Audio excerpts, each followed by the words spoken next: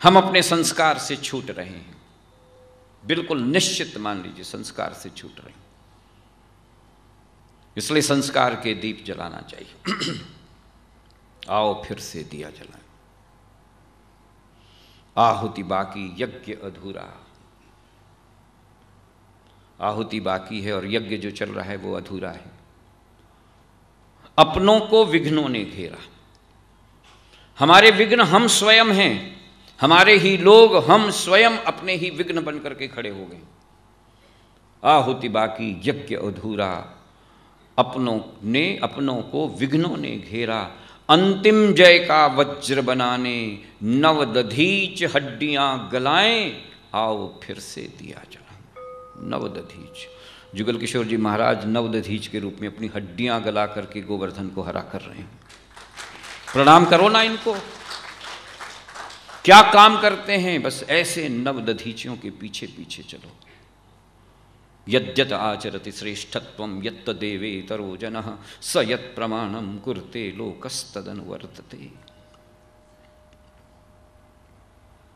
ऐसे भगवान, ऐसे महापुरुषों की संश्रय, ऐसे महापुरुषों की संगति, ऐसे महापुरुषों का लोग, यही तो हनुमान का स्वरूप, यही तो हनुमान का स्वरूप है।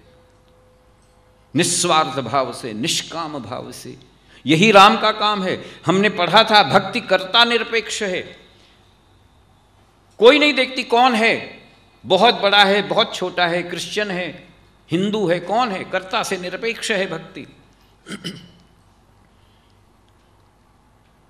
भक्ति कर्म से भी निरपेक्ष है, कुछ करो, कोई भी कर्म।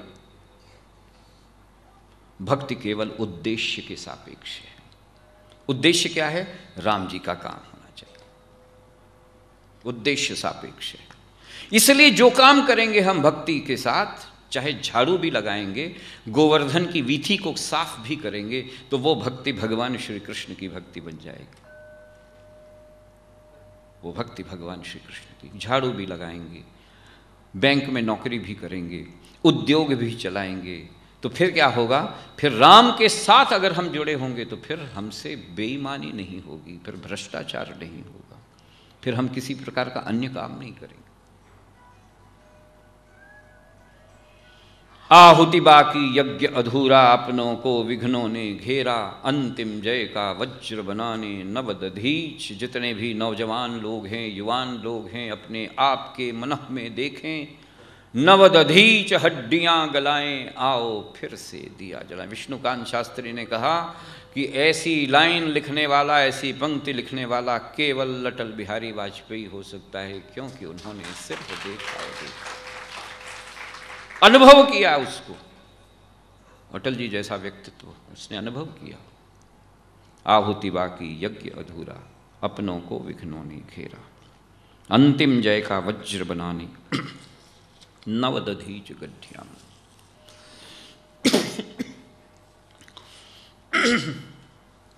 इसलिए भगवान से प्रार्थना करें, बजरंग बली से प्रार्थना करें कि हे बजरंग बली, मेरी इस नैया को, मेरी जीवन नैया को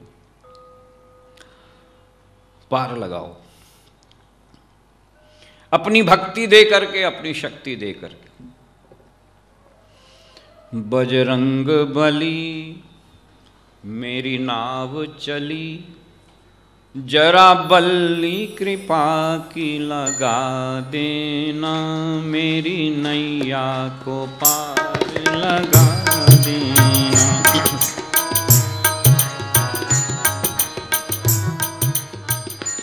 बजरंग बली मेरी नाव चली, मेरा बल्ली कृपा की लगा देना, मेरी नैया को पार लगा। गाइए, भगवान से प्रार्थना करें। जरा बल्ली कृपा की लगा देना, मेरी नैया को पार लगा देना। ये विनती है छिन्न छिन्न पल पल की, मेरी नैया को पार लगा देना, मेरी नैया को पार लगा। गाइए,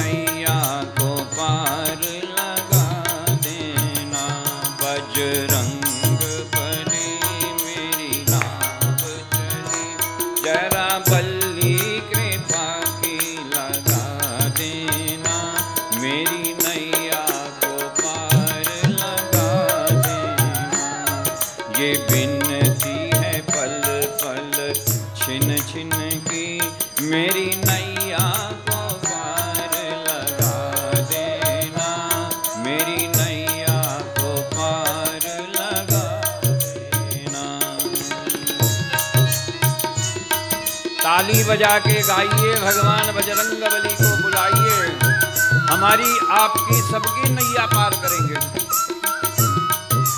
तालियों की आवाज आनी चाहिए।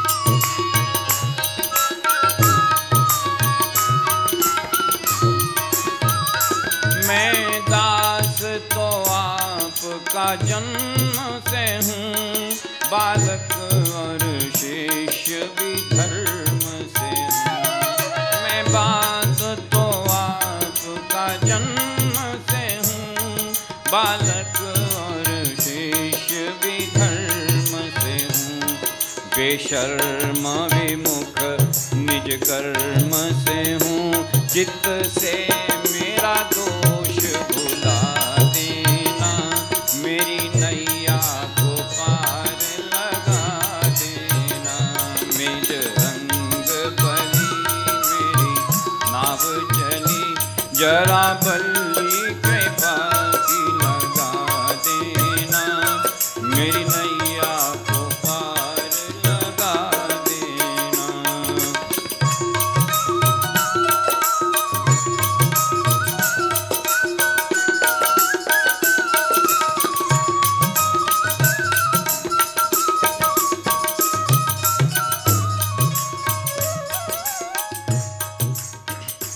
दुर्बल हूँ, गरीब हूँ, दीन हूँ मैं।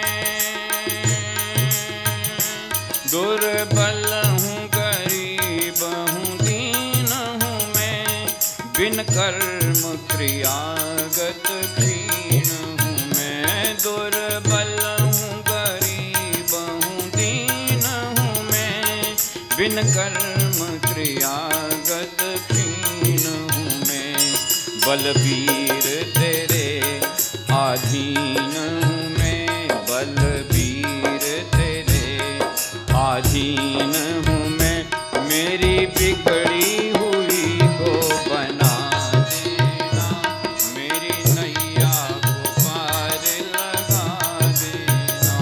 बजरंगबली गाइए, नाव चली, मेरी नैया को पार लगा देना, जरा बल्ली कृपा की लगा देना।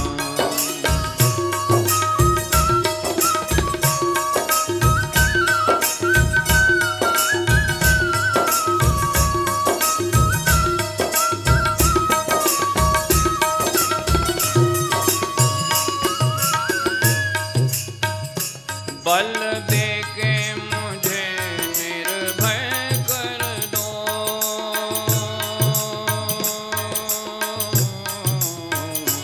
बल दे के मुझे निर्भय कर दो। यश शक्ति मेरी अक्षय कर दो। बल दे के मुझे निर्भय कर दो। यश शक्ति मेरी अक्षय कर दो। जीवन को मेरे सुख में कर दो। जीवन को मेरे सुख में कर दो। संजीवनी गाय पिला देना, मेरी नैया को पार लगा देना। बजरंगबली ताली बजा के भगवान को बुलाइए,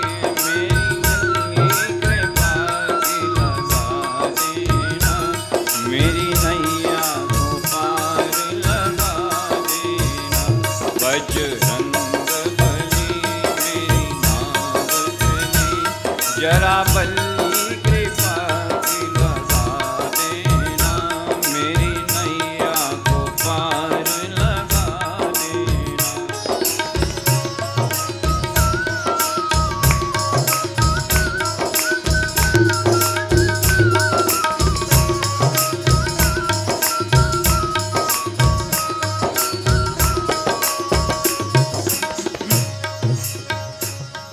करुणानिधि आपका नाम भी है,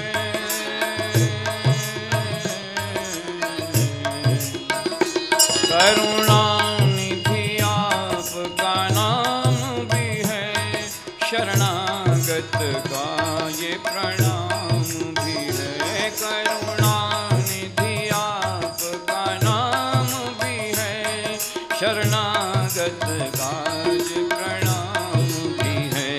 इसके अतिरिक्त ये काम भी है, इसके अतिरिक्त ये काम भी है, श्री राम से मोहे मिला देना, मेरी नैया को पार लगा देना। हरि बोल।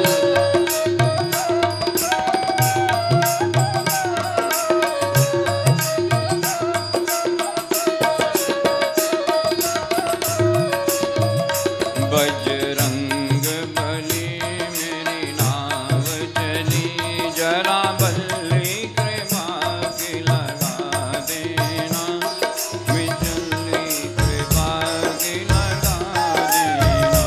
ये विनती है पल पल छिन छिन की, मेरी नैया को पार लगा देना, मेरी नैया को पार लगा देना।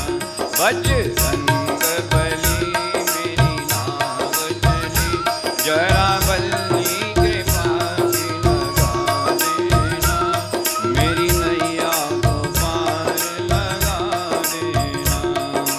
जय हनुमान जय हनुमान जय हनुमान जय हनुमान जय हनुमान जय हनुमान जय हनुमान। गाओ ओ जय हनुमान जय हनुमान जय हनुमान जय हनुमान जय हनुमान जय हनुमान जय हनुमान।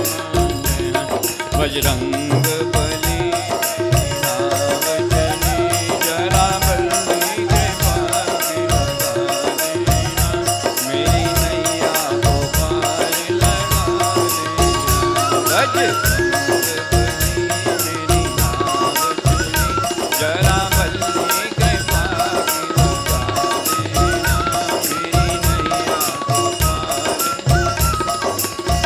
बोलो श्री हनुमान जी महाराज। बल्ली लगा दो, कृपा की बल्ली लगा दो। तो कल हम सब लोगों ने कहा राम दूत अतुलित बलधामा, अंजनी पुत्र पवन सुत नामा, महावीर विक्रम बजरंगी, कुमति निवार सुमति के संगी। और हम सब लोगों ने ये भी चिंतन किया कि ये जो राम के दूत का नाम दिया हुआ है, भगवान श्री राम की जो सामर्थ्य है, भगवान राम की जो करुणा है, भगवान राम का जो प्रतीति है, भगवान राम की जो कृपा है, वह 11 व्यक्तित्व में दर्शन कराई। राम दूत अतुलित बलधामा, अंजनी पुत्र, अंजनी के पुत्र हैं, पवन सुत उनका नाम है। ऐसे श्री हनुमान जी का हम चिंतन करते हैं, उनका हम अर्चन करते हैं, उनका हम आराधन करते हैं, उनका हम चिंतन करते हैं, उनका हम मनन करते हैं, उनका हम निदिध्यासन करते हैं, उनका हम अनुकरण करते हैं, उनका हम अनुगमन करते हैं। ऐसा अनुगमन, अनुकरण, चिंतन, मनन, निदिध्यासन करने के लिए उनके जो नाम आए, राम दूत अतुलित बलधामा, अंजनी पुत्र पवन सुत नाम। श्री हनुमान जी केवल राम के संदेश वाहक ही नहीं थे, बल्कि राम तत्व के का हमेशा प्रस्फुटन भक्तों के हृदय में करते थे। इसलिए भगवान राम को लेकर के जब ऋष्यमुख पर्वत से लेकर के भगवान राम को, अपने राम और लक्ष्मण को जब अपने दोनों कंधों पर बैठा करके भगवान श्री हनुमान जी सुग्रीव के पास जाते हैं, तो सुग्रीव से कहते हैं कि जिनको तुमने कहा था कि शायद बाली ने भेजा होगा, हम छोड़ करके भाग जाएंगे यहाँ से, अरे वो मैं तत्व को लेकर के आया हूँ। राम दूत अतुलित बलधाम, स्वयं राम को लेकर के आया। कहता ये जो तुम सोच रहे थे कि ये हमारा विनाश करेंगे, ये विनाश के दूत नहीं है, ये ऐश्वर्य के दूत है। मैं उनको लेकर के आया हूं। सुग्रीव को ऐश्वर्य दिला दिया। क्या किया? राम जी को लेकर के आए। राम जी ने बाली का वध किया और सुग्रीव को उसका खोया हुआ ऐश्वर्य प्राप्त करा दिया। तो कौन से दूत बने ऐश्वर्य सुग्रीव के लिए? राम के ऐश्वर्य के दूत बन गए भगवान श्री हनुमान जी। तो अपना ऐश्वर्य अगर प्राप्त करना है, अपना वैभव अगर प्राप्त करना है, अपने अंदर अगर सौंदर्यता और सुंदरता का प्रस्फुटन और प्रकटन करना है, तो क्या करें? भगवान श्री हनुमान जी को दूत के रूप में नहीं, स्वामी के रूप में स्थापित करो। तो क्या दे देंगे तुम्हें? हम सबको क्या दे देंगे? वो ऐश्वर्य प्रदान करेंगे। भगवान राम के ऐश्वर्य के दूत हैं। सुग्रीव को उसका खोया हुआ ऐश्वर्य प्रदान करने वाला ऐसे राम के दूत कौन हैं? श्री हनुमान जी। इसके बाद सभी लोग गए, सेनाएं भेजी गईं, चारों दिशाओं में सेनाएं गईं, पूर्व में पश्चिम में भगवती सीता की खोज के लिए। श्री हनुमान जी दक्षिण दिशा में जाने वाली सेना के एक अंग बने और वहाँ पर जाकर के जब जामवंत के कहने के ऊपर उन्होंने भगवती सीता का पता लगाने के लिए, सुंदरकांड पूरा का पूरा इसी को समर्पित है। भगवती सीता का राम काज लगी तब अवतारा, सुनते हु भयहु पर्वताकार। आवाहन किया है जामवंत जी ने श्री हनुमान जी की चेतना का आवाहन किया है। जामवंत जी ने भगवान श्री हनुमान जी की शक्ति का आवाहन किया है। श्री हनुमान जी की अनन्य अतिम पराक्रम का और उनके विक्रम का, और उसके कारण उनके अंदर जो पर्वताकार का अर्थ होता है, उसका सारा का सारा जो आत्मविश्वास था वो इतना बड़ा हो गया कि भगवान का स्वरूप ही पर्वताकार हो गया। शारीरिक दृष्टि से हमें पता नहीं, लेकिन मैं समझता हूँ मानसिक दृष्टि से तो निश्चित रूप से जब भी कोई अपने आप को बहुत फोकस्ड कर लेता है, yes I have to achieve it, तो उसका जो स्वरूप है वो कैसा होता है? पर्वताकार होता है। मैंने परसों आपको उदाहरण दिया था, इरा संघल नाम की जो लड़की है, 29 वर्ष की लड़की, कल पूरा इंटरव्यू आया उसका टीवी के ऊपर। वह 62% विकलांग होने के बावजूद भी उसने भारतीय प्रशासनिक सेवा में सर्वोच्च स्थान प्राप्त करके विश्व में रिकॉर्ड स्थापित करी। ये हनुमत शक्ति। किसी भी 62% विकलांगता को लेकर के किसी भी व्यक्ति ने अभी तक, आज तक विश्व के इतिहास में कभी भी इस प्रकार की कोई उल्लेखनीय सफलता प्राप्त नहीं की। It is a world record with 62%, 62%। हम सब लोगों को नहीं सोचना चाहिए हम तो विकलांग नहीं हैं, हम तो सकलांग हैं, सारे अंग ठीक हैं, सब कुछ ठीक है, लेकिन इसके बावजूद भी हमारी कोई उपलब्धि नहीं, हमारी केवल लब्धि है।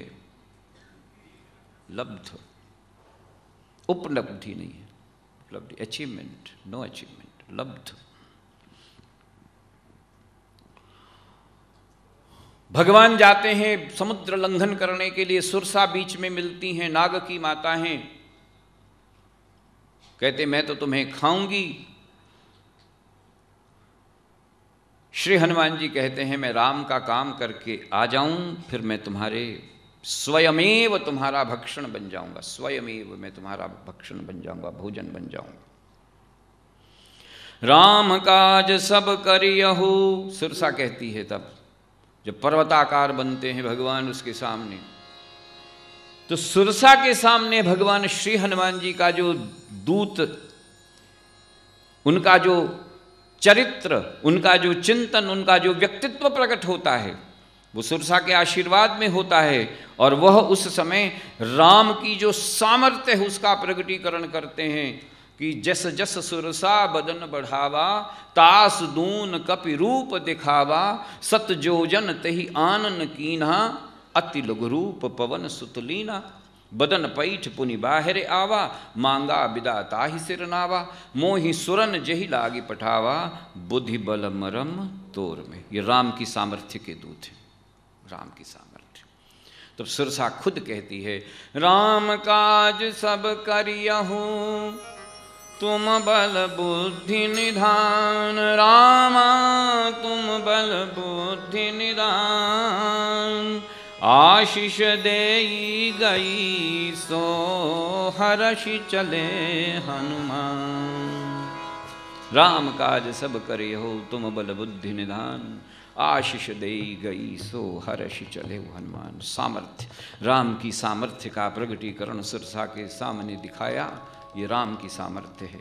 हमने दीप जलाया उस राम के सामर्थ्य के दूत का कल अपने दीप यज्ञ में। वो सामर्थ्य हमारे अंदर भी पैदा करो ना भगवान, वो सामर्थ्य का चिंतन हमारे अंदर भी तो आना चाहिए।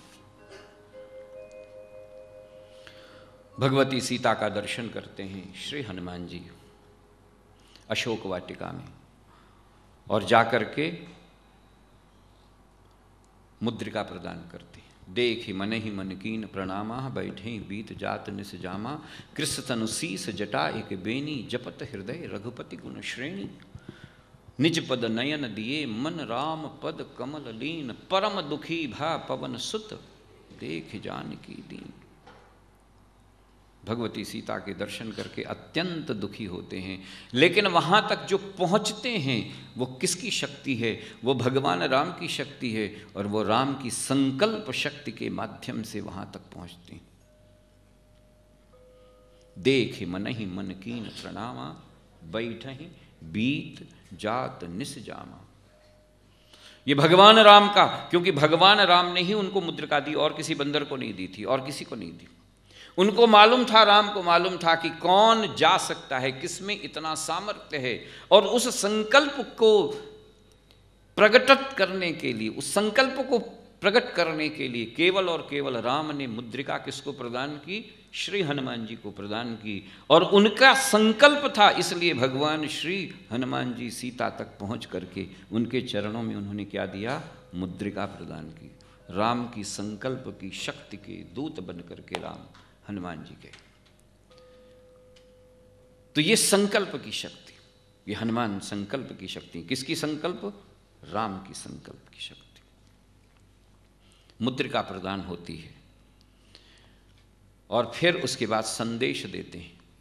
जो मुद्रिका की प्रदायगी है और उसके बाद जो संदेश प्रदान किया गया है, वो भगवान राम की अप्रतिम प्रीति के दूत बन करके हनुमान जी ने दिया है। तत्व प्रेम कर मम अरु तोरा, जानत प्रिया एक मन मोरा, सो मन सदा रहत तो ही पाही, जानु प्रीत रस इतना ही माही। बस इतना ही सुनना था। प्रभु संदेश सुनत वैदेही, मगन प्रेम तन सुधि। जो सीता जी कुछ क्षण पहले आत्महत्या के विचार से अशोक वाटिका से अंगार मांग रही थीं, वो सीता जी, वही सीता अप्रतिम प्रीत से प्रेरित होकर के मन प्रसन्न आत्महत्या का विचार छोड़ दिया। हनुमान जी कैसे दूत हैं! जो आत्महत्या करने जा रहा हो उसकी आत्महंता की वृत्ति को समाप्त करके उसमें जीवन चैतन्य का प्रारंभ और प्रगटीकरण कर देना, ये केवल और केवल श्री हनुमान जी के चरित्र का गायन। प्रभु संदेश सुनत वैदेही, मगन प्रेम तन सुधि नहीं तेहि। कहा कह कपि हृदय धीर धरु माता, हरे राम सेवक सुखदाता। कैसा दिव्य चरित्र भगवान का! भगवान की अप्रतिम प्रीति के दूत। प्रीति कैसी होनी चाहिए? सुंदरकांड पढ़ो ना। आजकल घरों में किस प्रकार की स्थिति हम देख रहे हैं। विवाह होते हैं, लेकिन विवाह होने के कुछ दिन के बाद ही गड़बड़ शुरू। क्यों हो रहा है ऐसा? क्या ऐसा हो गया है जिसमें कि हम साथ साथ रहने के लिए नहीं रह सकते? क्या ऐसी अवस्थिति है? कैसी ऐसी परिस्थिति है? क्यों नहीं रह सकते? इतना क्या अहम? तत्व प्रेम कर मम अरुतोरा, जानत प्रिया एक मन मोरा। प्रेम गुप्त होता है, प्रेम गुप्त है, इसलिए शब्द दिया। किसका शब्द है? कृष्ण से पूछो ना, गोपी शब्द है, गोप है। प्रेम दिखा नहीं सकते, प्रेम प्रदर्शन करने की वस्तु नहीं है। प्रेम अंतर में अपने प्रियतम के दर्शन करने की वस्तु है। कहां है? शादी से पहले ही हम सब लोग दिखा देते हैं क्या क्या हो रहा है, क्या क्या किया। What is this? विवाह से पहले ही टीवी वीडियो लगा करके देखो हमें, और पता लगा विवाह जैसे ही हो गया वो तो देख लिया वीडियो, और जैसे ही विवाह संपन्न हुआ और उसके बाद तो फिर वापस वो वीडियो किधर है? विवाह जो है संस्कार के माध्यम से करना चाहिए। बहुत पवित्र संस्कार है। Don't dilute it please. किसी भी तरीके से इसका अवमूल्यन नहीं होना चाहिए। It should not be diluted at any cost. नहीं तो संसार बिखरेगा, परिवार बिखरेगा, परिवार का अस्तित्व ही समाप्त हो जाएगा। इसलिए विवाह के संस्कार की पवित्रता की, पावनता की, उसकी पावनता की, उसकी पवित्रता का संरक्षण संवर्धन होना चाहिए।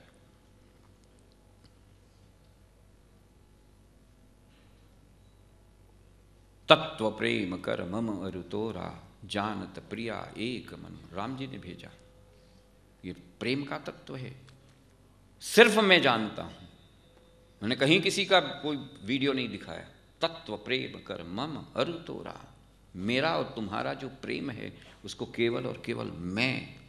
जानत प्रिया एक मन मोरा, सो मन सदा रहत तो ही पाई। वो जो मन है वो किसके पास है? सदा रहत तो ही पाई। जान प्रीत रस इतने। इसलिए कृष्ण के भागवत में क्या है? गोपी है, प्रेम गुप्त है। इसलिए अभी भी पुराने जमाने में हमारे तक एजी ओजी से काम चलता। नाम नहीं लेते, अभी भी नहीं लेते ना। सुनते हो? हाँ तो नहीं सुनाती है, सुनते हो, सुनती हो। तो आजकल के लोग कहते हैं व्हाट इज दिस? सुनते हो, सुनती है, क्या चलता है? नाम लो, कहते नाम कैसे ले लें? जिसको सबसे अधिक प्रेम करते हैं उसका नाम।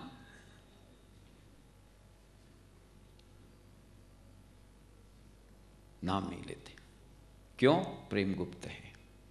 जो सबसे अंतर में बसा हुआ उसका नाम कैसे ले लें? ये प्रेम की पराकाष्ठा है, जिसको सब कुछ अर्पित कर दिया। इसलिए अभी भी ये व्यवस्था है कि नाम नहीं लेते। पति पत्नी का नाम नहीं लेता, पत्नी पति का भी नाम नहीं लेती। पत्नी तो नहीं लेती, लेकिन पति भी नहीं लेता। सुनती हो, खूब सुनाती है, लेकिन कहते तो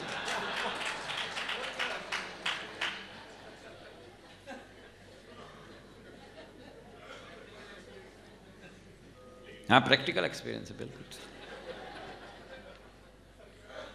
तत्व प्रेम कर मम अरुतोरा, जानत प्रिया एक मन मोरा। सो मन सदा रहत तो ही पाही, जान प्रीत रस इत नहीं माही। प्रभु संदेश सुनत वैदेही, मगन प्रेम तन सुधि नहीं ते। कह कपि हृदय धीर धरु माता, रे राम साय कट माथा। लंका में अक्षय कुमार, अशोक वाटिका उजाड़ी, भगवान ने अक्षय कुमार का वध किया और अक्षय कुमार का वध करके लंक दहन कर दिया। यह राम की प्रलयंकारी शक्ति का प्रतीक है। उसके दूत बन करके भगवान श्री चले मरुत 49, अट्टहास करी गरजा, कपि बढ़ लागे आकाश। भगवान श्री राम को संदेश भेजा, मैं आपकी आज्ञा लेकर के तो नहीं आया हूं, लेकिन मेरी पूंछ में आग लगा दी गई है, बताओ मैं क्या करूं। 49 वायुओं के माध्यम से भगवान ने संदेश भेजा, तुम्हारी पूंछ में आग लगा दी गई है तो तुम पूरी लंका में आग लगा दो। अट्टहास करी गरजा, कपि बढ़ लागे। उनकी जो प्रलयंकारी, भगवान राम की प्रलयंकारी शक्ति का प्रदर्शन और उसका दूत बन करके भगवान श्री हनुमान जी ने संपूर्ण स्वर्ण की लंका को जला के राख कर दिया। इसलिए पुंडरीकाक्ष दृष्टि रखना हिरण्याक्ष दृष्टि मत रखना। हमें संदेश है भगवान का, हिरण्याक्ष दृष्टि अगर है तो जो भी हिरण्य का है वो या तो डूबेगा और या जलेगा। द्वारका हिरण्य की थी, डूब गई। लंका हिरण्य की थी, जल गई। सोने की लंका जल गई और सोने की द्वारका डूब गई। दृष्टि कैसा रखना?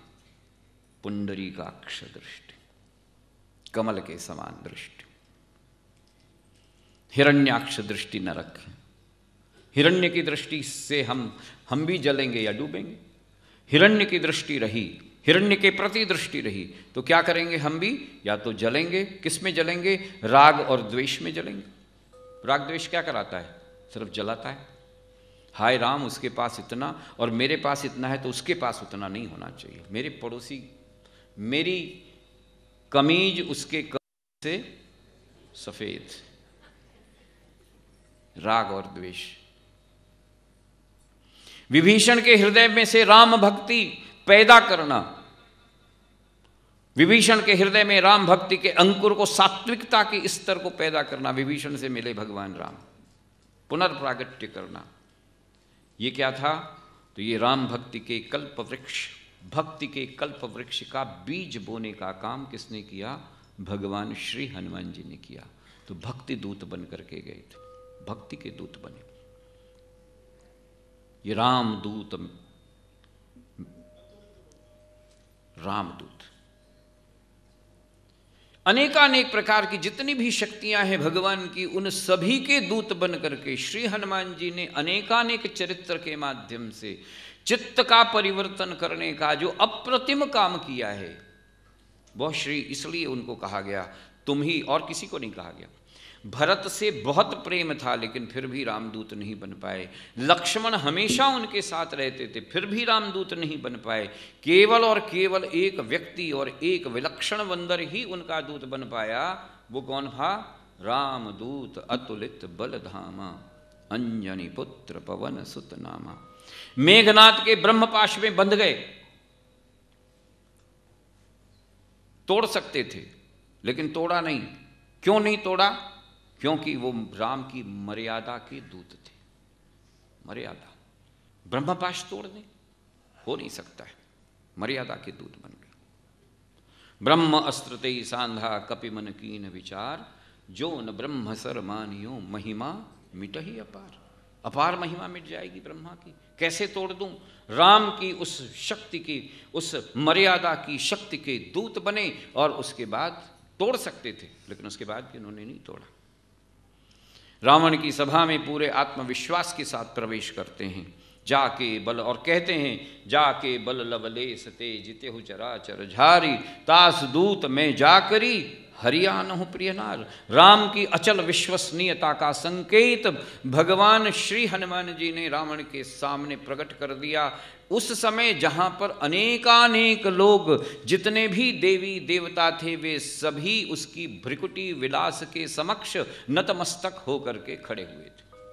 अचल विश्वसनीयता, विराट विश्वसनीयता के प्रतीक के रूप में श्री हनुमान जी ने वहाँ पर प्रवेश किया और भगवान के दूत के रूप में राम को अनेकानेक प्रकार के संदेश प्रदान किए। जानकी के पास लंका दहन करके पुनः जाते हैं। जानकी जी चूड़ामणि प्रदान करती हैं और राम जी को जाकर के श्री हनुमान जी श्री जानकी जी की चूड़ामणि देती हैं। चलत मोहि चूड़ामणि दीनी, रघुपति हृदय लाई सो लीनी, नाथ जुगल लोचन भर बारी, बचन कहूँ कछु जनक कुमारी। यह संदेश उनकी मृत संजीवनी शक्ति के संदेश के रूप में प्रवाहित हुआ। राम विकल थे, सीता का पता नहीं लग रहा था। एक आनंद शक्ति के रूप में राम जी सीता का संदेश लेकर के जाते हैं, चूड़ामणि प्रदान करते हैं और चूड़ामणि का प्रदान भगवान राम की उस परम आह्लादनीय शक्ति का प्रदान है माना जाता है, जो कि भगवान श्री राम के अभिन्न हैं, उसकी चूड़ामणि प्रदान करके उनको प्रणाम अर्पित किया है। तो इस प्रकार से भगवान राम के अनेकानेक प्रकार के तत्व के दूत के रूप में भगवान श्री हनुमान जी के चरित्र का हम यहाँ पर दर्शन करते हैं। रामदूत अतुलित बलधामा, अंजनी पुत्र पवन सुत नामा। कौन है वो? अंजनी के पुत्र हैं। किसके पुत्र हैं? अंजनी के पुत्र हैं। और किसके पुत्र हैं? केसरी के पुत्र हैं। और किसके पुत्र हैं? शंकर जी के पुत्र हैं। शंकर सुवन केसरी नंदन, तेज प्रताप महा जगबंदन। तो किसके पुत्र हुए? अंजनी के पुत्र। इसके बारे में बहुत सारी कथाएं हैं, अनेकानेक प्रकार की कथाएं हैं। अंजनी कहाँ से आई, कैसे आ गई, अंजनी के पुत्र के रूप में हनुमान जी का जन्म क्यों हुआ, और उनका जो जन्मदिन है उसके बारे में भी अनेकानेक प्रकार की कल्प भेद के आधार के ऊपर कई प्रकार के जन्म भी हैं। कोई इनके चैत्र में जन्म मनाता है और कोई उनके कार्तिक में जन्म मनाता है। उत्तर भारत में कार्तिक में जन्म ज़्यादा मनाए जाते हैं, पश्चिम भारत में इस समय चैत्र में, चैत्र की पूर्णिमा और कार्तिक की चतुर्दशी। ऐसा पुराणों में लिखा गया है। अंजनी के रूप में पुंजीक स्थला नाम की एक अप्सरा अत्यंत अनिद्य सुंदरी श्री इंद्र के दरबार में थी। एक बार दुर्वासा जी का प्रकोप हुआ, लेकिन पुंजीक स्थला बहुत चंचल अप्सरा थी, लेकिन अनिद्य सुंदरी थी। दुर्वासा ऋषि का प्रवेश हुआ श्री इंद्र के दरबार में। इंद्र के दरबार में दुर्वासा ऋषि से किसी भी प्रकार की अटखेली की, और उस अटखेली के परिणाम स्वरूप दुर्वासा ऋषि ने श्राप दिया। श्राप के कारण उन्होंने कहा कि जा, तू इस प्रकार से इतनी चंचल मना है, तू जाकर के बानरी हो जा, बंदरी हो जा। श्रापवश उसका जन्म बंदरी के रूप में हुआ, और बंदरी के रूप में जब उसका जन्म हुआ तो वह अंजना के रूप में पृथ्वी पर अवतरित हुई। अनिद्य सुंदरी, अत्यंत सुंदर अंजनी केसरी की ब्याहता बनी, उनकी धर्मपत्नी बनी। बहुत वर्षों तक जब कोई पुत्र की प्राप्ति नहीं हुई, जब कोई संतान की प्राप्ति नहीं हुई, तो संतान प्राप्ति के लिए उन्होंने बहुत तप किया। लंबी कथा है, मैं उसको कम कर रहा हूँ। तप किया, तप के प्रभाव से भगवान श्री हनुमान जी का जन्म हुआ। कुछ लोग कहते हैं भगवान शंकर का जो पुत्रेष्टि यज्ञ किया गया था अयोध्या में, उस पुत्रेष्टि यज्ञ का जो थोड़ा सा चरु था, वह चरु एक चील लेकर के उड़ी, और वह अंजनी के गर्भ में कान के माध्यम से, जो भी है उसके माध्यम से भगवान श्री हनुमान जी का जन्म हुआ। तो अंजनी पुत्र पवन सुत नामा, भगवान पवन सुत पवन नंदन के रूप में प्रकट हुए। कोई लोग कल्प भेद के आधार के ऊपर कार्तिक में उनका जन्म मनाते हैं, कुछ लोग कल्प भेद के आधार के ऊपर कब मनाते हैं? चैत्र में। लेकिन वास्तव में उसके तत्व को थोड़ा सा समझ लें। ये कल्प भेद के हिसाब से पुराणों में जिस प्रकार की कथा समझाने के लिए, सामान्य व्यक्ति को समझाने के लिए जिस प्रकार से बातें कही जाती हैं, वो इस प्रकार से कही गई, और सामान्य लोग इसको बड़ी बड़ी श्रद्धा के साथ स्वीकार भी करते हैं। और उस श्रद्धा में स्वीकार्यता जो होती है वह फलित होती है, वो उसके मनोरथ को सफल करता है। जब हम किसी भी तत्व को श्रद्धा के साथ स्वीकार करते हैं तो वह हमारी आत्मा से जुड़ जाता है, और जब आत्मा से जुड़ जाता है तब वह विश्वास के रूप में हम उसके ऊपर काम करते हैं, और वो फलित होता है, मनोरथ की पूर्ति करता है, हम प्रसन्नता प्रदान करने वाला होता है। लेकिन तत्व की दृष्टि से अगर थोड़ा सा इसका नियोजन करें तो पुंजीक स्थला के लिए माना जाता है कि ये सभी की सभी दिशाएं जो हैं वो पुंजीक स्थला हैं। इस सृष्टि के अंतर्गत जितनी भी दिशाएं हैं वो क्या हैं? वो पुंजीक स्थला हैं। दिशाओं का नाम पुंजीक स्थला है। वह दिशाएं, जितनी भी दिशाएं हैं, वहाँ वायु के संवेग से जो शक्ति का प्रादुर्भाव होता है वही हनुमत शक्ति होती है। यह है उसका तत्व विवेचन। शतपथ ब्राह्मण में इस प्रकार की बात कही गई है कि यह पुंजीक स्थला वो स्थल जहाँ पे चेतना अपने पुंजीभूत स्वरूप में प्रकट हो जाती है। किसके संयोग से? वायु के संयोग से। यह है उसके पीछे की स्थिति। दिशाओं के अंतर्गत वह स्थल, वह पुंजीभूत स्वरूप जहां पे चेतना, जहां पे दिव्य चेतना स्थापित रहती है और वायु के संस्पर्श से वो प्रकट होती है, और वही तत्व, वही शक्ति हनुमत तत्व के रूप में, हनुमत शक्ति के रूप में प्रकट होता है। शतपथ ब्राह्मण में इस प्रकार की व्यवस्था की गई, इस प्रकार की व्याख्या की गई। दूसरा एक और व्यवस्था की गई, और वो किया गया है, ब्राह्मण ग्रंथों में आया है कि जितनी भी दिशाएं हैं वह दिशाएं अग्निवाचक है। वहां पे अग्नि हमेशा प्रस्फुटित, चेतना अग्नि पैदा होती है। वायु अग्नि के सखा हैं।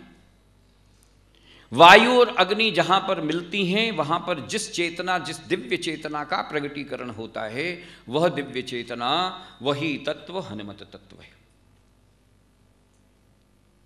इसलिए हनुमान जी का जो हम सब लोग स्मरण करते हैं, जो निराकार तत्व के रूप में है, साकार तत्व के रूप में तो हमने देखा कि किस प्रकार का स्वरूप का दर्शन है, लेकिन जो निराकार चेतनमय तत्व हमें हमेशा अभिष्ट करता है, हमें आत्मविश्वास से भर देता है, हमारे अंदर चैतन्य प्रदान करता है, हमारे अंदर अनेकानेक प्रकार के उत्साह को, उमंग को, उल्लास का सृजन कर देता है, वह शक्ति कहाँ से आती है? तो कहा गया वह शक्ति दिशाओं की शक्ति है। वह शक्ति दिशाओं की शक्ति, पुंजीक स्थला, वह स्थल दिशाओं का, वह स्थल जहाँ पे दिव्य चेतना पुंजीभूत स्वरूप में वहाँ पर स्थित रहती है। वायु के संस्पर्श से वह उसका प्रकटन होता है, और वह प्रकटन अगर कोई व्यक्ति अपनी साधना के माध्यम से, अपनी तपस्या के माध्यम से, अपनी अनन्य प्रकार की चेतना के माध्यम से अगर उसको प्रकट करता है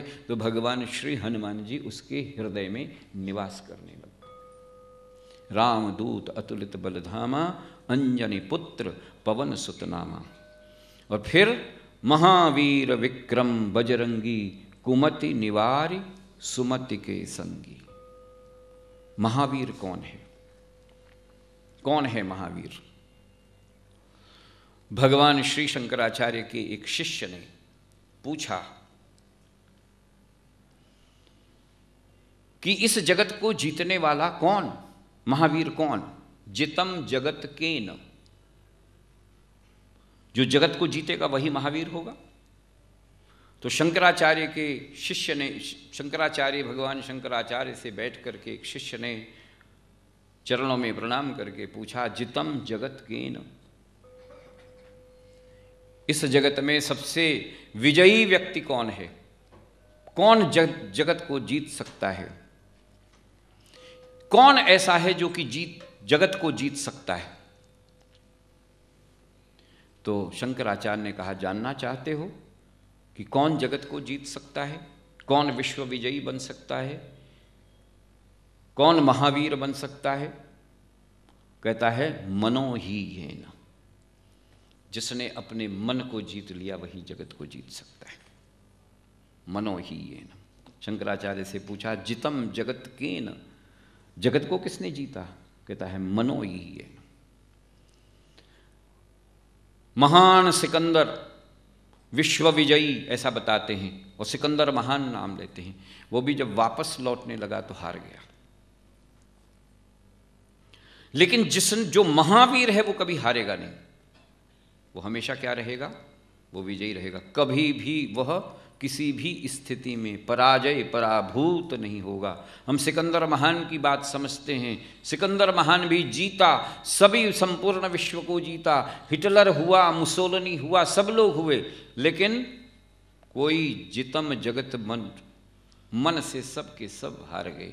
हिटलर को क्या करना पड़ा? कहते हैं आत्महत्या करनी पड़ी। जो हारता है वो आत्महत्या नहीं करता,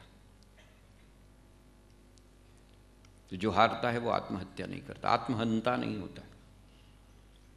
तो जितम जगत केन, शंकराचार्य का उत्तर था मनो ही येन। जिसने मन जीत लिया, जिसने अपने आप को जीत लिया, बाहरी तत्व को जीतने की आवश्यकता नहीं, जिसने स्वयं को जीत लिया। इसलिए हमारे वेद कहते हैं आत्मानम विदेहि, अपने आत्म तत्व को जानो। हनुमत तत्व है वो, जिसने अपनी आत्मा को पहचान लिया, जिसने अपनी आत्मा को जान लिया, जो अपने आत्म तत्व के रूप में प्रतिष्ठित हो गया, वो क्या हो गया? वही जगत में सबसे ज़्यादा सुखी भी है, वही जगत में विजयी भी है, वही विनयी भी है। और इसलिए महावीर विक्रम बजरंगी, इसलिए उसने कहा कि ये महावीर है। महावीर विक्रम बजरंगी, कुमति निवार सुमति के संगी। जहां कुमति समाप्त हो जाएगी, जब आप अपने मन को जीतेंगे, तो कुमति अपने आप वहां से समाप्त हो जाएगी। जो व्यक्ति अपने मन को जीत लिया, वहां पे कुमति समाप्त, पाप समाप्त, वहां पर तो पुण्य की केवल और केवल गंगा बहती है। और इसलिए कन्फ्यूशियस ने कहा, मास्टरिंग, दूसरे के ऊपर शासन करना, दूसरों को जीत लेना, mastering others is a strength. दूसरों को जीत लेना कोई बहुत बड़ी बात नहीं, mastering others is a strength, लेकिन mastering yourself is a true power. वही सही शक्ति है, वही महावीर बनाती है, वही अनेकानेक प्रकार से अपने आप को जिताती है। Mastering yourself is a true power, वो आपकी सही शक्ति होती है। तो कैसे हैं भगवान श्री हनुमान जी? जिन्होंने अपने मान का हनन करके अपने मन को पूरी तरीके से अपने नियंत्रण में किया है, ऐसे हैं। इसलिए उनको क्या कहा गया? महावीर विक्रम। चूंकि महावीर हैं इसलिए विक्रम हैं, अनेकानेक प्रकार के विक्रम करते हैं, अनेकानेक प्रकार के पुरुषार्थ के माध्यम से। ऐसा कोई भी काम नहीं है जो भगवान श्री हनुमान जी के द्वारा संभव न हो। महावीर विक्रम। शरीर कैसा? बजरंगी। बजरंगी शब्द अवधि का है, लेकिन अपभ्रंश है किसका? वज्रांग का। वज्रांग का। इसलिए हमारे आचार्य श्री धर्मेंद्र जी महाराज बजरंगी कभी नहीं कहते, भगवान श्री वज्रांग देवता कहते हैं। सही शब्द सही तरीके से उसका उच्चारण करते हैं, कहते उच्चारण ठीक होना चाहिए। मैंने कहा कि गांव वाले कैसे करें? कहते गांव वाले जो करें, तुम तो शहर वाले हो, तुम काहे नहीं करते? तुम तो पढ़े लिखे हो, तुम क्यों नहीं कर सकते? तुम करो। अरे तो बजरंगी सब लोग कहते हैं, रूढ़ हो गया है बजरंग, इसलिए बजरंग बली। हमने भी भजन गाया, हमने वज्रांग बली बोल ही नहीं सकते हैं, बड़ा मुश्किल होता है बोलने में, होता है ना मुश्किल। बजरंग बली ठीक है, लेकिन आचार्य जी को यह स्वीकार्य नहीं, आचार्य जी को नहीं स्वीकार्य। वो कहते हैं नहीं वज्रांग बोलो। ये गलत, अच्छी बात नहीं है कि तुम लोग गलत बोलते हो, पढ़े लिखे हो इसलिए ठीक बोलो, और ठीक बोलोगे तो लोग भी दूसरे ठीक बोलेंगे, नहीं तो गड़बड़ हो जाएगी। तो महावीर विक्रम बजरंगी, कुमति निवार सुमति के संगी। वो भी महावीर है जो अपने सभी इंद्रियों के ऊपर, अपनी ज्ञान इंद्रियों पर शब्द स्पर्श रूप रस गंध, पूरी की पूरी सृष्टि इसी में है। और जब शब्द स्पर्श रूप रस गंध के अंतर्गत है, तो भगवान श्री शंकराचार्य ने एक श्लोक लिखा और उन्होंने कहा, देखो एक एक व्यक्ति जो है, एक एक प्राणी जो है, या एक एक तत्व जो है, जब एक इंद्रिय के नियंत्रण में रह करके अपने जीवन को खो देता है, तो हम जैसे मनुष्य जो कि पांचों इंद्रियों के वशीभूत होते हैं, उनका जीवन कैसे रहेगा। शब्दादिभिः पंचभिरेव पंचम पंचत्व मापुः स्वगुणेन बद्धाः। कुरंग मातंग पतंग मीन भृंगा नरः पंचभिरंचितः किम। कहते हैं ये मनुष्य पांचों प्रकार की इंद्रियों से, शब्द स्पर्श रूप रसगंध, पांचों प्रकार की इंद्रियों से बंधा हुआ है। अरे सुनो मेरी बात कि जो एक एक इंद्रिय के वश में है, जब वह अपने प्राणों को त्यागता है तो तुम तो पांचों इंद्रियों के वश में होकर के अपने आप की रक्षा कैसे करोगे।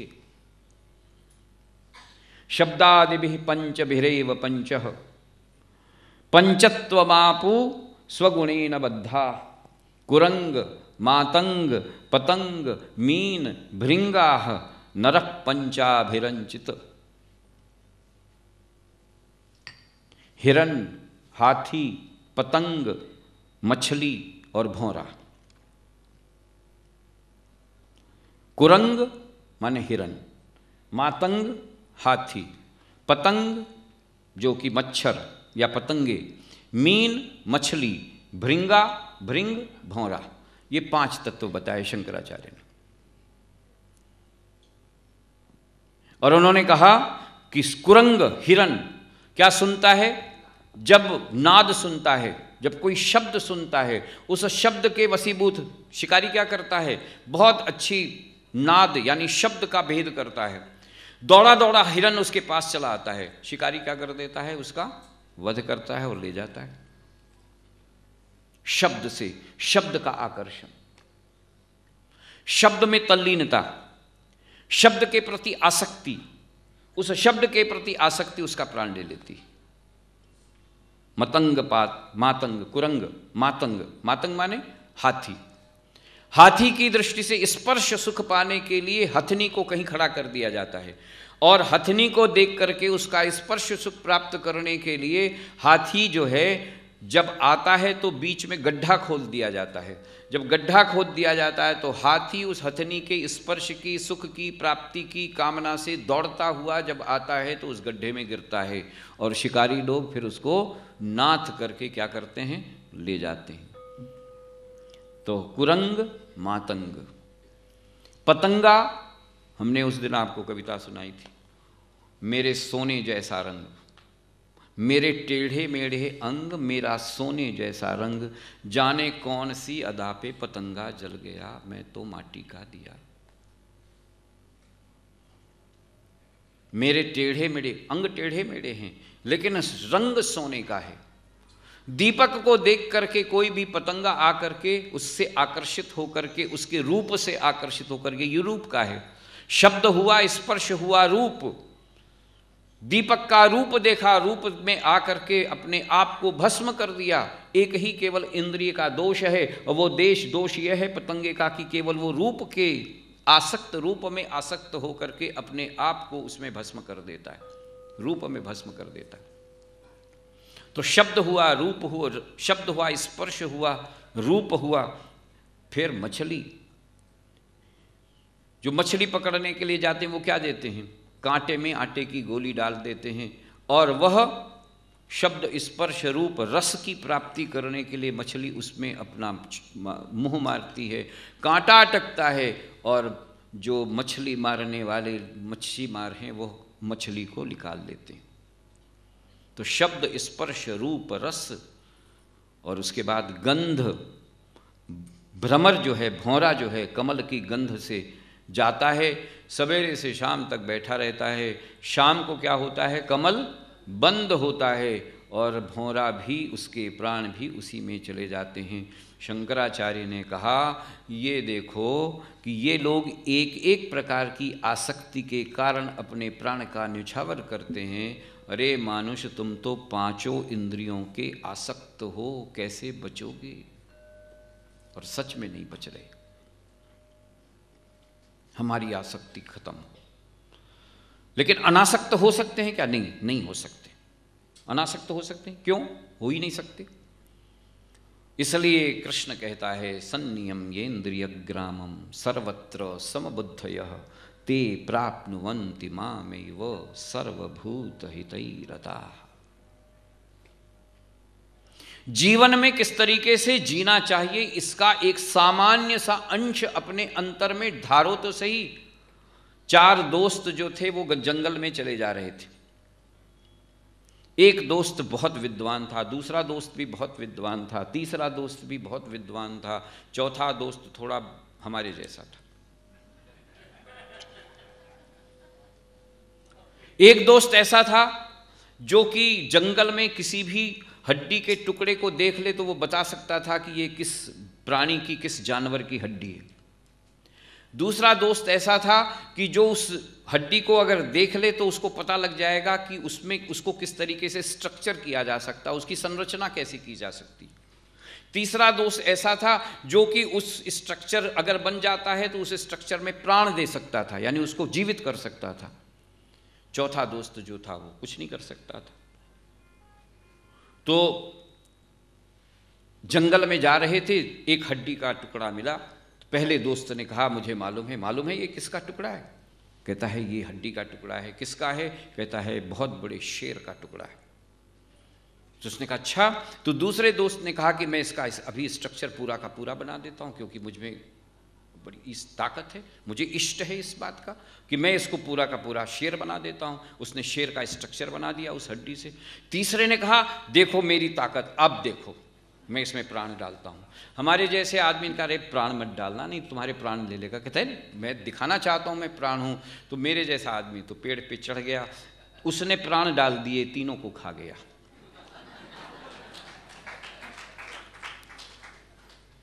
ये स्थिति हमारी है। ये जो सोशल मीडिया है, ये जो हमारे पास मोबाइल नाम की चीज आई है, ये जो हमारे पास सारी अनान्य प्रकार की स्थितियां पैदा हो रही हैं, ये सब इसी तरीके की हैं।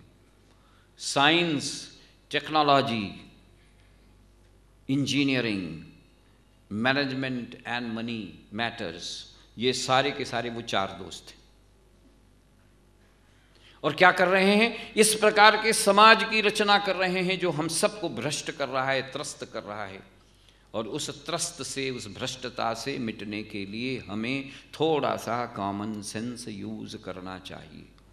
ये सोशल मीडिया कितना करें हम, कहाँ कहाँ बच्चे देख रहे हैं और क्या क्या देख रहे हैं, आपको मालूम है? आपको कुछ नहीं मालूम। फेसबुक पर क्या क्या चल रहा है आपको मालूम है? हमें कुछ नहीं मालूम। किस तरीके से ट्विटर और अनान्य प्रकार की मीडिया से हम किस तरीके से भ्रष्ट हो रहे हैं हमें नहीं मालूम, और वो हमारी सारी की सारी चीजों को खा रहा है। महावीर विक्रम बजरंगी कुमति निवार, ये कुमति है, ये कुमति है। भगवान श्री हनुमान जी का स्तवन करो, भगवान श्री हनुमान जी का अर्चन करो, भगवान श्री हनुमान जी का आराधन करो, तो हमारी ये कुमति क्या हो जाएगी? सुमति में परिवर्तित। अच्छी बात है, साइंस बदलनी चाहिए। क्यों? विज्ञान है, ज्ञान विज्ञान सहितम। यत्पूर्वं प्रभुना कृतं सुख विनाशी शंभुना दुर्गमं श्रीमद्राम पदाब्ज भक्ति मनिषं प्राप्ते तु रामायणं मत्वा तद्रघुनाथ नाम निरतं स्वान्तस्तमः शान्ते भाषाबद्धमिदं चकार तुलसीदासस्तथा मानसं पुण्यं पापहरं सदा शिवकरं विज्ञान भक्तिप्रदम्। ज्ञान नहीं कहा, विज्ञान भक्ति प्रदम। माया मोह मलापहम सुविमलम प्रेमाम्बुपूरम शुभम इति श्रीमद्रामचरित्रमानसमिदं भक्त्यावगाहन्ति ये ते संसार पतंग घोर किरणैर्दह्यन्ति नो मानवा। भगवान तुलसीदास जी ने प्रणाम किया है और अपने रामचरितमानस का विराम किया है, संदेश दिया विज्ञान रूप में। विज्ञान भक्ति प्रदम होना चाहिए, विज्ञान भक्ति होनी चाहिए, भक्ति विज्ञान में होनी चाहिए, व्यक्ति केवल ज्ञान में नहीं होनी चाहिए। ज्ञान सूक्ष्म है, रूक्ष है, लेकिन अगर जब हम ये आचरण में फलित हो जाता है, व्यवहार में फलित हो जाता है, तब क्या बन जाता है? ये विज्ञान बन जाता है और उसका उपयोग होना चाहिए। तो साइंस मस्ट बी डेवलप्ड, विज्ञान होना चाहिए। लेकिन साइंस कैसे डेवलप हो? एस फॉर साइंस, स्टेम एक सिस्टम बना हुआ है। S for science, T for technology, E for engineering, M for management and money matters. तो साइंस हो निश्चित रूप से, and you must achieve the success with science. विज्ञान के माध्यम से हमें समृद्धि और सफलता के शिखर पर पहुंचने का अधिकार है, होना ही चाहिए, लेकिन it must be with character. You must have the success, but it should be with character. इसलिए success, science is a success, but that success must be achieved with your character. Character क्या? हमारे अंदर अनुशासन होना चाहिए। कुमति निवार सुमति, ये सुमति है। ये करेक्टर जब बन जाएगा, ये जब अनुशासन आ जाएगा, ये जब चरित्र बन जाएगा, ये जब चित्त में परिवर्तन आ जाएगा, ये जब हमारे सारी की सारी व्यवस्था बदलेगी, तब ये साइंस हमारे लिए क्या होगी? हमारे लिए आशीष के रूप में होगी, वरदान साबित होगी। और अगर ये स्थिति नहीं बदली तो हमारे लिए ये साइंस क्या हो जाएगी? भस्मासुर हो जाएगी। ये साइंस भस्मासुर हो जाएगी। अणु परमाणु का हम लेते हैं, अणु से आप बिजली भी बना सकते हैं और अणु से आप क्या बना सकते हैं? बम भी बना सकते हैं। तो what is required? It is required the character.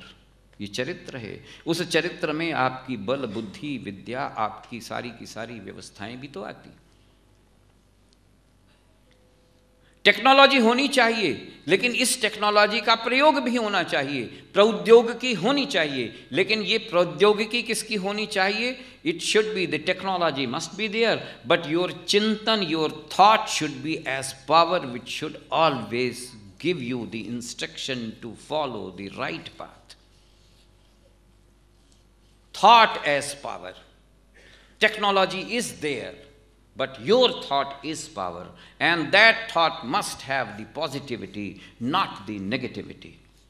क्या होना चाहिए? उसमें सकारात्मक चिंतन, मानवता के लिए चिंतन, मनुष्यत्वम मुमुक्षत्वम, यह थॉट लेकर के अगर टेक्नोलॉजी का उपयोग होगा तो वो वरदान साबित होगी, और इस टेक्नोलॉजी का अगर वो दुरुपयोग होगा तो वो आपके लिए भस्मासुर हो जाएगी।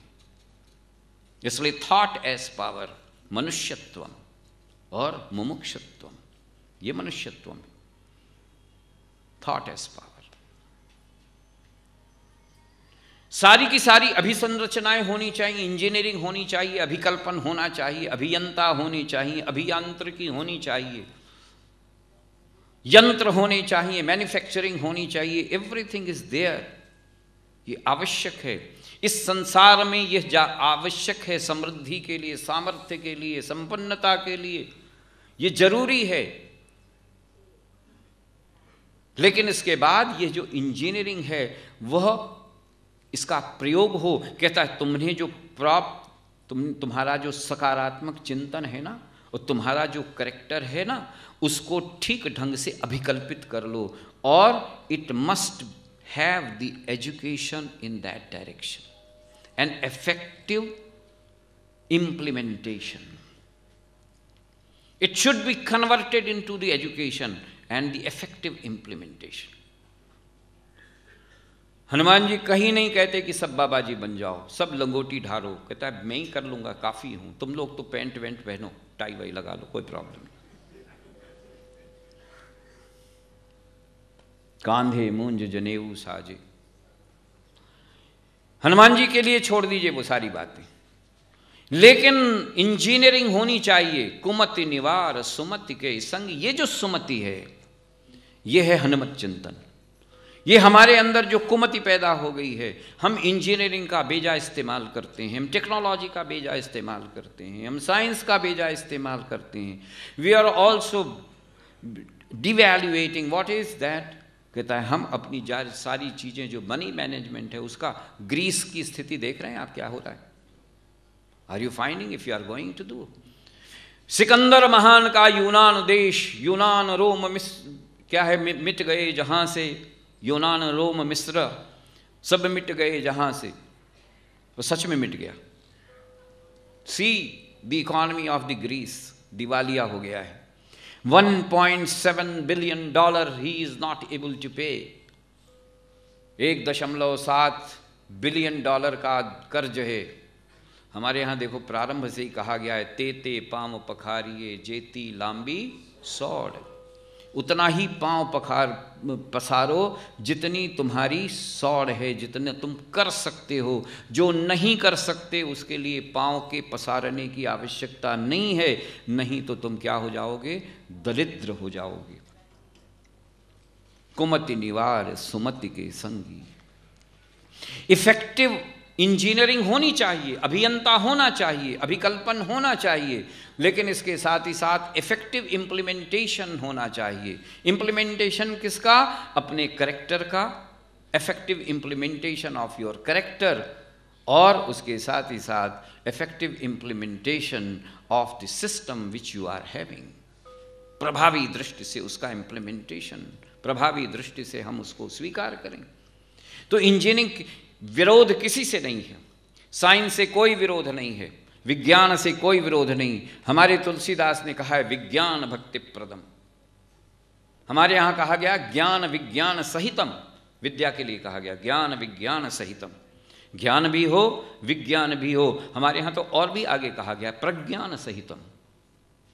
प्रज्ञान, विज्ञान से भी 2 कदम आगे, प्रज्ञानम। ज्ञान विज्ञान प्रज्ञान। तो इंजीनियरिंग होना चाहिए, मनी मैटर्स होनी चाहिए। नहीं दरिद्र कोई दुखी न दीना, नहीं कोई अबुध न लक्षणहीना। ये राम राज्य की कल्पना है। नहीं दरिद्र कोई दुखी न दीना, नहीं कोई अबुध न लक्षणहीना। राम राज्य में कहा है कोई दरिद्र नहीं था, कोई पॉवर्टी लाइन नहीं थी, किसी तरीके की दरिद्रता नहीं थी। देखो सिर्फ यही कहा गया है कि नहीं दरिद्र, किसी भी प्रकार की दरिद्रता नहीं थी। आर्थिक दरिद्रता भी नहीं थी, सामाजिक दरिद्रता भी नहीं थी, बौद्धिक दरिद्रता भी नहीं थी, और किसी आध्यात्मिक दरिद्रता भी नहीं थी, मानवीय दरिद्रता भी नहीं थी। ये हमारा आदर्श है, राम राज्य का आदर्श है। नहीं दरिद्र कोई दुखी न दीना, नहीं कोई अबुध। सभी पढ़े हुए थे, अबुध, कोई अबुध नहीं था। लेकिन उससे भी बड़ी बात कही गई, न ही कोई अबुध न लक्षणहीन, लक्षणहीन।